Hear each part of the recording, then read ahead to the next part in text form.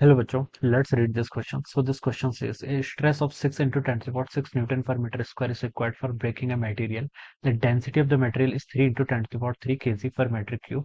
If the wire is to break under its own weight, then the length of the wire made of that material should be. ठीक है, आपको यहाँ पर क्या बताना है? Length of the wire made of the material should be, ये बताना है। ऑलराइट, तो देखिए बच्चों, इस क्वेश्चन का की कॉन्सेप्ट आप क्या लिख सकते हैं? The key concept of this question, length of the wire made of that material should be, wire की लेंथ बतानी है। ठीक है, इस क्वेश्चन का ना की कॉन्सेप्ट है ब्रेकिंग स्ट्रेस, लिख सकते हैं। बेसिकली क्या लिख सकते हैं? Breaking stress. ठीक है, breaking stress will be the key concept of this question.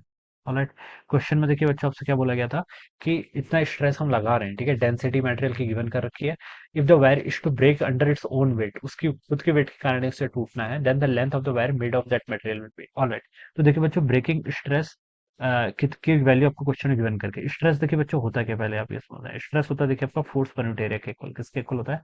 Stress is equal to force per unit area के इक्वल। ठीक है, अब देखिए फोर्स किसके कारण आएगा यहाँ पर? आपका खुद का वेट होगा, किसका? उसका खुद का वेट। ठीक है, जो आपकी वायर है, वायर क्या देखिए खुद का वेट जो होगा। ठीक है, ये मान लीजिए कोई आपकी वायर है, इसका जो खुद का वेट होगा, मान लीजिए एम इसका मास है, तो एम जी फोर्स क्या लगेगा इसमें? ऐसे लगेगा। ऑलराइट, तो यहाँ पर हम लिख सकते हैं कितना? एम जी बाई ए के इक्वल, और दिस मस्ट बी। ठीक है, अब क्वेश्चन में स्ट्रेस की वैल्यू आपको मास गिवन कर रखा है। ठीक है, सॉरी, क्वेश्चन में आपको डेंसिटी गिवन कर रखी है, मास के रिगार्डिंग तो कोई हिंट ही नहीं है। ठीक है, मास देखिए क्या होता है? मास को हम लिख सकते हैं कितना? Density into volume of the wire. ठीक है, वायर आपकी सिलेंड्रिकल फॉर्म में होगी, ये हम एज्यूम करेंगे।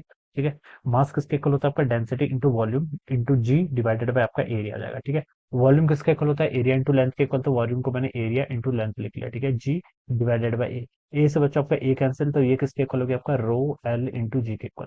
तो this will be the stress, ये क्या जाएगा आपका? Breaking stress. ब्रेकिंग स्ट्रेस की वैल्यू आपको क्वेश्चन में गिवन कर रखी है कितने? 6 into 10 newton per metre square के equal, is equal to density of the material देखिए गिवन कर रखी है कितने? 3 इंटू 10 के इक्वल। ठीक है, इंटू क्या है इसकी? लेंथ, ये आपको कैलकुलेट करनी है। जी, जी की वैल्यू भी क्वेश्चन में गिवन कर रखी है कितने? 10 के इक्वल।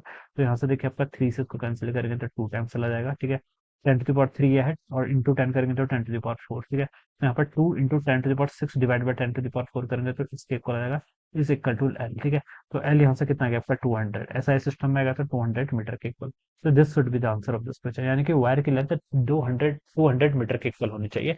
तब हम बोल सकते हैं कि जो उसका वेट है वही उसके किसके इक्वल हो जाएगा? उसके ब्रेकिंग स्ट्रेस के इक्वल। सॉरी, जो वेट है उसके कारण जो स्ट्रेस आएगा वो उसको तोड़ देगा। Alright, so this would be the answer of this question. 200 metre की लेंथ होनी चाहिए, जो कि बी ऑप्शन पे गिवन है, तो ये क्या होगा इसका राइट आंसर।